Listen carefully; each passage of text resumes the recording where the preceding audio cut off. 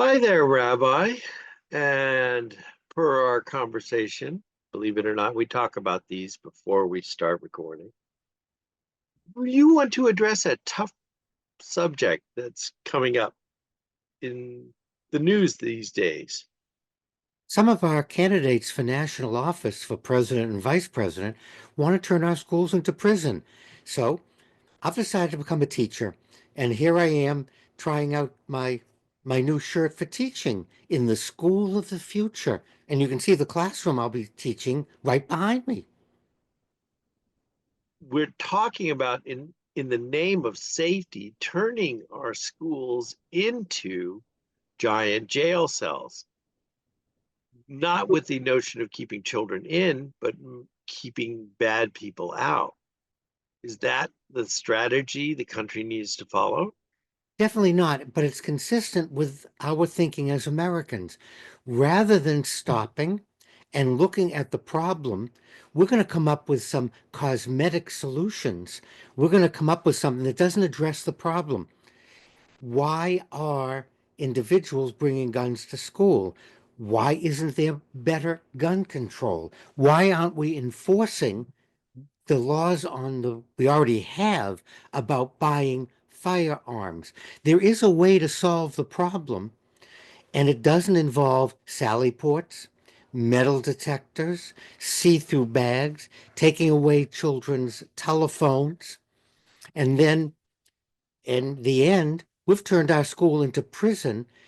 And as we know, there are many weapons in prison, and it's very easy to get guns and knives and illegal phones. All kinds of things end up in the prison. So that's not going to solve the problem.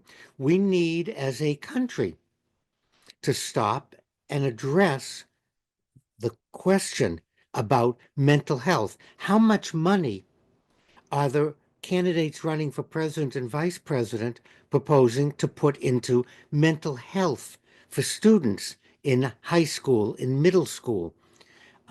I'll let the statistics stand. People can look up how much Republican controlled states are putting money into mental health programs or into sensible gun control and sale of guns and teaching about guns.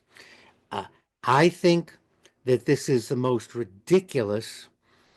No, maybe not the most ridiculous, because just when I thought I heard the most ridiculous, some politician comes up with something that's more ridiculous. So, in any case, Joe, I'm going to be a teacher in the school of the future. I understand the need for protection, and we all want to have some kind of safety. Schools run fire drills, nobody has a problem with that. And the idea of closed doors and locking the school up on the weekends is not a problem anyone argues against. But what at what point do we say, okay, we're going to put armed guards in the schools, we're going to put metal detectors to protect one student from another student so that nobody brings anything bad into the school? It becomes, is I hate to use the term, but doesn't it become the slippery slope? Soon there will be frisking and body cavity searches to make sure the second graders are not bringing in shivs. You know, you're not off base, because when I went to school, everything was open. We went to school, and we may want to take a look at why, when I went to school, people didn't bring guns and shoot each other. We want to look at something about the social atmosphere, and it wasn't, make no mistake, about the Ten Commandments or religion. That's also a smokescreen. We want to look at the culture, at way we handle problems that children had, and how we deal with stress. You think turning schools into prison is going to make for a less stressful environment for our kids? No way. It's even more stressful. Look at the child behind you. And with that note, we have to say to ourselves, where are we going to draw the line? Where are we going to stop? What does it do to children to walk into a school, especially little students like the one behind me, and see somebody standing there with an AK or M16 or some other handgun? And what kind of intimidation does it perform on them? What mental set are they preparing for education and a positive life?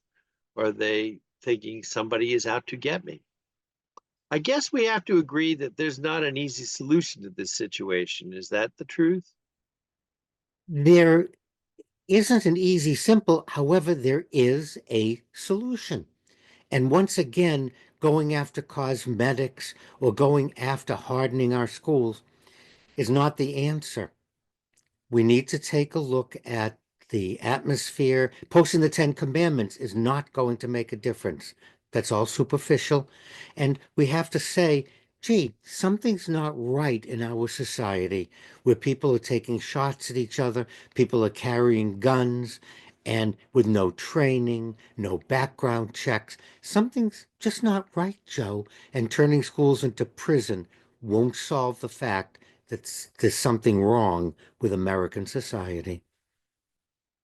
Well, I know something that isn't wrong with American society. It's that's a certain rabbi that comes on every week and helps me understand it. Thank you as always, Rabbi. Your wisdom is appreciated, your counsel is sought, and your advice is there for me when I need it. And as you can see, whatever happens, I'm going to be prepared for the classroom of the future.